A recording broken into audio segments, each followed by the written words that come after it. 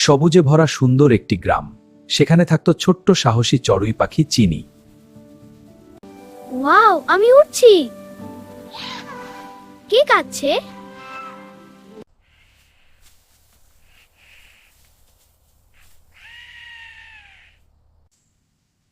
তুমি কাঁদছো কেন?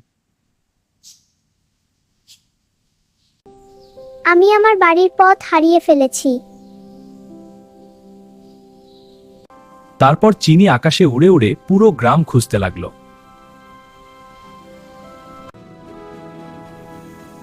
ওয়াও, একটা ছোট বাড়ি। ওটা কার বাড়ি হতে পারে? চিনি বুঝলো এটাই বিড়াল ছানার বাড়ি। এই যে ছানা, এদিকে আয়। এসে গেছি, বাড়িতে ঢুকে পড়। ধন্যবাদ চিনি। সেদিন থেকে তারা সবাই ভালো বন্ধু হয়ে গেল।